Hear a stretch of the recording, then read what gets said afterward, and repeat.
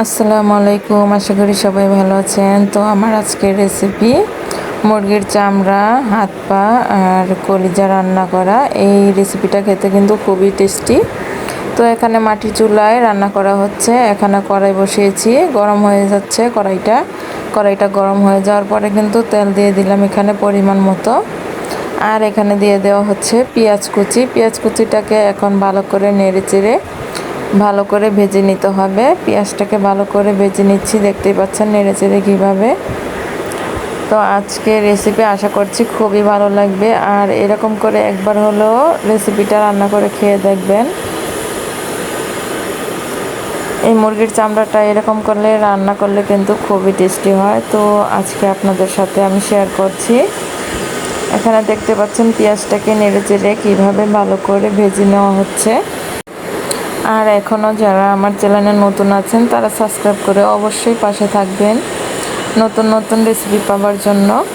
তো এখন দেখুন পেঁয়াজটাকে ভালো করে ভেজে নেওয়া হয়ে গিয়েছে। এখন আমি দিয়ে দিই হলুদের গুঁড়া, মরিচের গুঁড়া পরিমাণ মতো দিয়ে দেওয়া হলো এখানে। আর এখন এখানে দেওয়া হয়েছে অল্প একটু পানি মশলাটাকে ভালো করে কষানোর জন্য। এখন এখানে দিয়ে দেওয়া হচ্ছে গরম মশলা বাটা,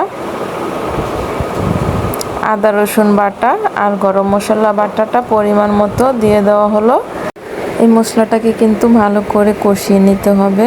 আর এখন একটু এখানে পরিমাণ মতো কিন্তু লবণটা দিয়ে দেব। তো দেখুন এই যে এখানে কিন্তু পরিমাণ মতো লবণটা দিয়ে দিলাম। এখন একটু ভালো করে নেড়ে চেড়ে মিশিয়ে নিব।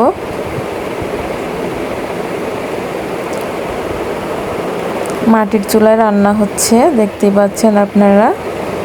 তো দেখুন এই মশলাটাকে কিন্তু ভালো করে কষিয়ে নিতে হবে।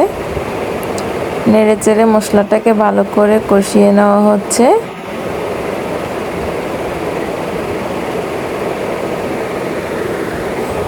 কমেন্টে জানাবেন আজকের এই মুরগির চামড়ার বেগুনটা কীরকম লেগেছে আপনাদের কাছে।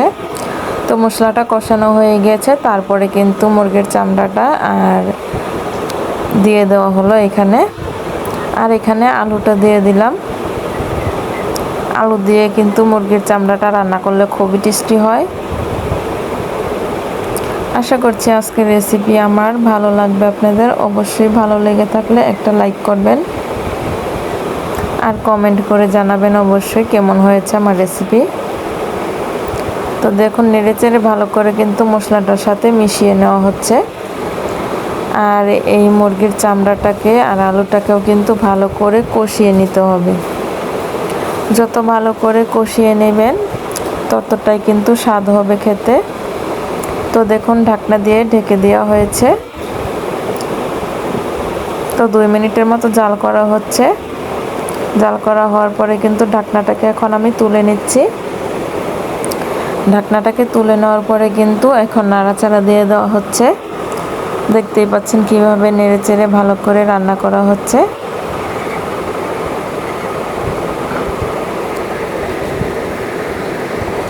তো আবার একটু ঢাকনা দিয়ে ঢেকে দিচ্ছি।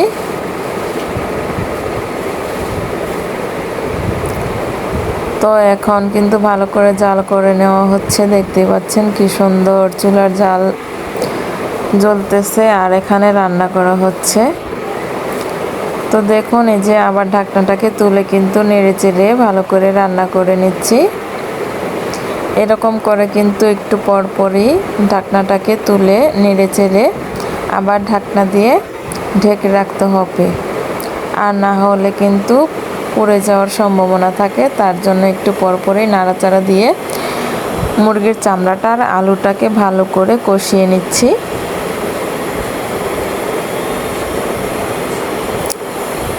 তো দেখুন আবার একটু ঢাকনাটাকে তুলে নিলাম। আর দেখুন এখন কিন্তু ভালো করে কষিয়ে নিচ্ছি। এরকম করে কিন্তু আপনারাও ভালো করে কষিয়ে নেবেন, তাহলে কিন্তু খেতে টেস্টি হবে। আর যারা কিনা মুরগির চামড়া খেতে ভালোবাসেন না তারাও কিন্তু এরকম করে রান্না করলে খুবই মজা মজা করে খেয়ে নেবেন। তো দেখুন কষানোটা হয়ে গিয়েছে, তারপরে কিন্তু এখানে পানি দিয়ে দিলাম। তো দেখুন একটু নেড়ে চেড়ে ভালো করে মিশিয়ে নিচ্ছি পানিটার সাথে। এরকম করে কিন্তু নেড়ে চেড়ে আপনারাও রান্না করবেন। আর দেখুন এই যে নাড়াচাড়াটা দেওয়া হয়ে গিয়েছে, এখন ঢাকনা দিয়ে ঢেকে দিব। তো দেখুন ঢাকনা দিয়ে ঢেকে দিয়েছি, আর এখন ভালো করে জাল করে নিচ্ছি। তো দেখুন ঢাকনাটাকে তুলে নিয়েছি, আবারও কিন্তু একটু নেড়ে চেড়ে দিচ্ছি। আমার কিন্তু এই মুরগির চামড়ার বেগুনটা খুবই খেতে ভালোবাসি, আমার কাছে খুব ভালো লাগে। তো দেখুন ঢাকনা দিয়ে ঢেকে কিন্তু আমি 2 মিনিটের মতো জাল করে নিয়েছিলাম।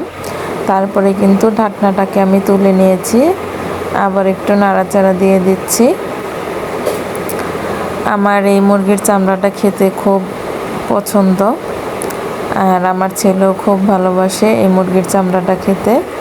তার জন্য এইভাবেই রান্না করে কিন্তু আলু দিয়ে খাই।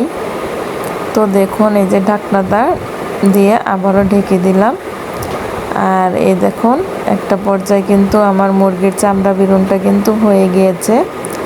তো দেখতেই পাচ্ছেন এই মুরগির চামড়ার বেগুনটা একটু সামান্য মাখা মাখা থাকবে, বেশি ঝোল থাকবে না। আপনারা দেখেই বুঝতে পারছেন কতটা ঝোল থাকবে। এখন নামিয়ে নিব।